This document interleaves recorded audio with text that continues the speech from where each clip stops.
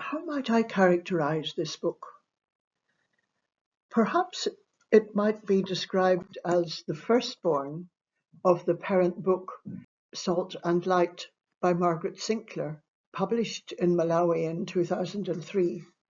Myth and reality of the missionary family stands in an academic continuum, published over a century and a half, mostly by men.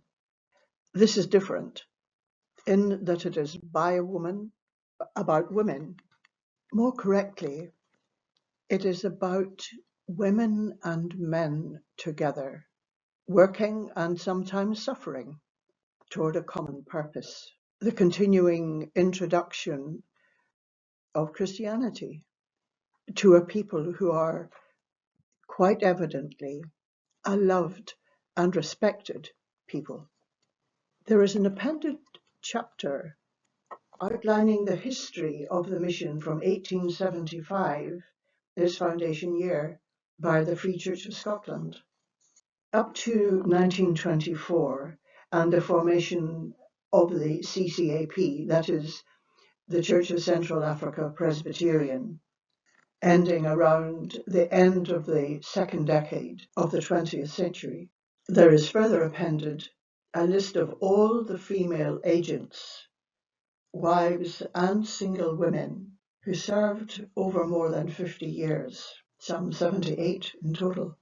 It's not the first time that missionary women's voices have been heard.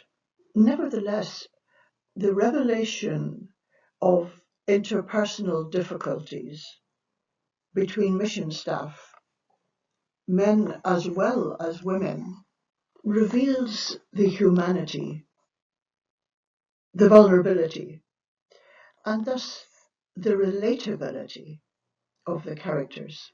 The unique aspect is the origin of the source material. As I've said, letters by Mamie and Jack Martin, which span the 1920s, that is, the immediate post-First World War years. How did the book come about? Having spent some years, that is 1978 to 83, my husband Sandy and I, took our children back to Malawi to visit old friends and allow the children to set their childhood in context. I was initially alerted at this time to the lack of information on women missionaries by Professor Klaus Fiedler of Mzuni Press, who has now published this book, as well as Martin Sinclair's Salt and Light in 2003.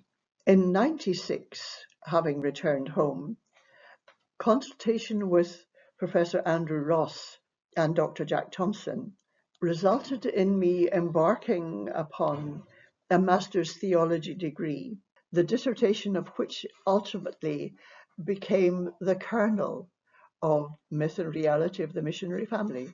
Professor Kenneth, and in particular Mrs. Hester Ross, also had a crucial hand in all of this.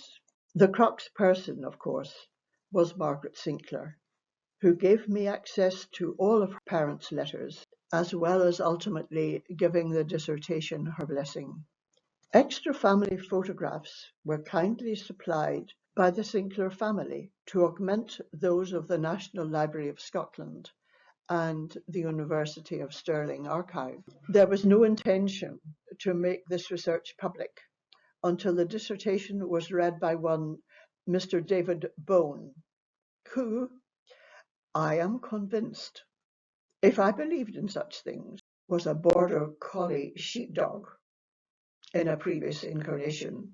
Corralling and penning became inescapable.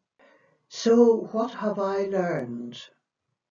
I saw the essential contribution of women missionaries to the evangelizing process, albeit hitherto inadvertently veiled in a cloak of relative invisibility.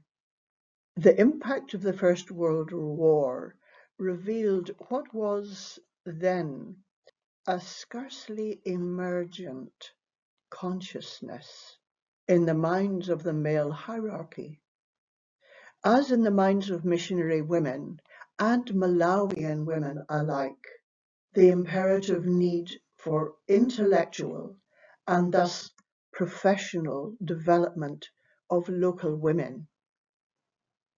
I was shocked to discover the legal intellectual subordination of women in Scotland and Britain by universities up to the 1890s.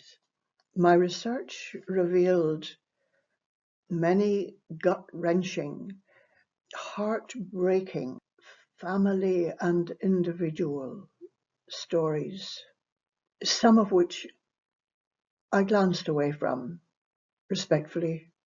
The overall inspirational revelation was the profound faith and courage of women and men alike.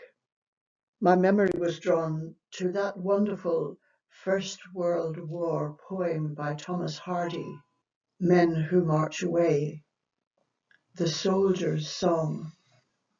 What of the faith and fire within us, men who march away, leaving all that here can win us? What of the faith and fire within us, men who march away? Faith and courage are not gender specific, far from it. I have been honoured to give but an outline of a magnificent, awe-inspiring story worthy of more research. The research has been a keyhole into a largely neglected area of Scottish women's history. Similarly, it reveals an emergent area of Malawian women's history. I have learned that there is important research to be done into the lives and experiences of missionary children and their mothers. I hope this book may stimulate academic interest in this and other missionary-related topics. Lastly, with the launch of this book, I realise that I have revealed what is, in truth, the Scotland-Malawi partnership in embryo, as yet largely unrecognised. In conclusion, some individuals may weep reading this account. I wept in places at what I found. It feels like sacred ground.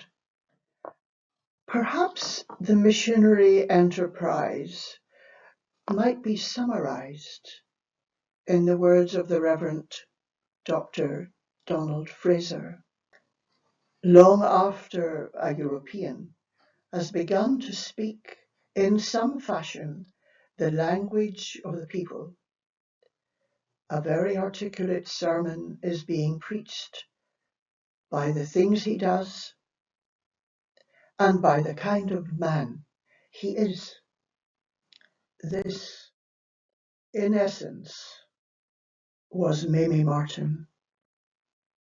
I hope that the proceeds from Myth and Reality of the Missionary Family may be used by the Mamie Martin Fund for the promotion of female education in northern Malawi. The fulfillment of Mamie's dream.